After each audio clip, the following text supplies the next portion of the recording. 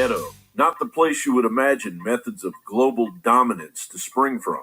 But it was in the ghettos across the United States that Saul Alinsky would fine-tune tactics of civil disobedience that would one day be employed by New World Order puppet Barack Hussein Obama. Resolutions of ideal problems always carry within their wake another problem. Alinsky's Rules for Radicals is the left's playbook, chock full of creeping tactics used by scheming politicians and Soros-fueled millennial generation groups like Black Lives Matter. All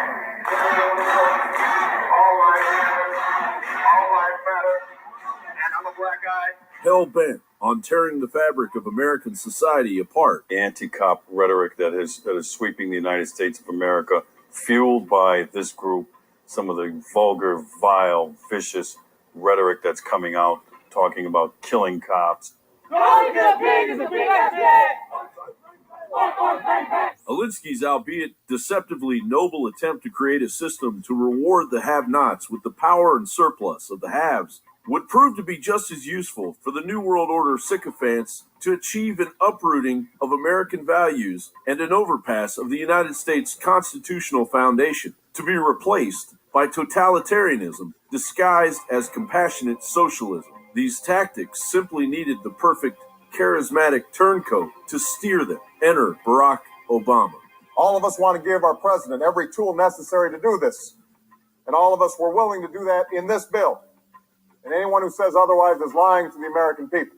Saul Alinsky died decades before a young pre-Senate Barack Obama would spend 3 years following in Alinsky's footsteps as a community organizer. In 2009, the National Review stated, Obama's mentors from his Chicago days studied at a school Alinsky founded, and they taught their students the philosophy and methods of one of the first community organizers. Saul Alinsky wrote in Rules for Radicals, as an organizer, I start from where the world is, as it is, not as I would like it to be.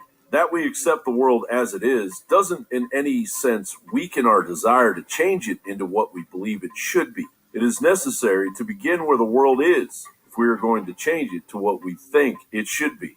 That means working in the system.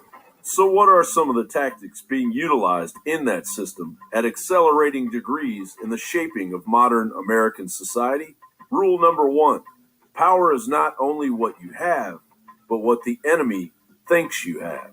Obama and the nut jobs in the nation's capital would have us all believe that they have overwhelming support from the have-nots, while destroying the middle class, increasing the debt and welfare class to unsustainable levels, and projecting it all from their mainstream media bubble. Rule number 2, never go outside the expertise of your people. Basically, why bother engaging in a rational debate based on facts with your adversary? Simply bring up the despised policies or traditions and belittle them until they are crushed. Less than loving expressions by Christians? I get concerned.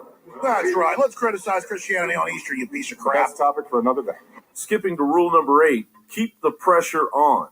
Never let up. Obama must say this rule to himself every morning. As one shoe drops, another one is ready to fall. Not in the manner of a leader responding to a country's pleas in the midst of a crisis, but more in the vein of a tyrant, quietly and charismatically creating them, while offering shallow direction as stale as his predecessor's rhetoric.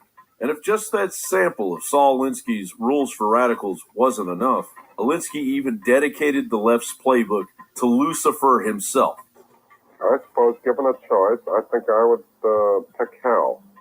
The reason I'd pick hell is because that's where all the hell is. We made a little progress. And I can say that we've done that. And I want to make sure that handoff is well executed because ultimately we're all on the same team. Organizing for Action, the political group that grew out of former President Barack Obama's first election campaign, is reforming after withdrawing from the public eye. Jennifer Warner will return to the group as National Organizing Director, and former Clinton campaign spokesperson Jesse Larich has joined the OFA as its Communication Director.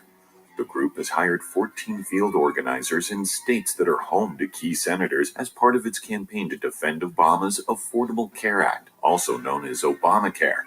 With Trump in the White House, the relaunch of OFA will claim a spot in the increasingly crowded marketplace of associations seeking to challenge the new president's agenda. What role Obama himself will play in the group remains unclear. Stop.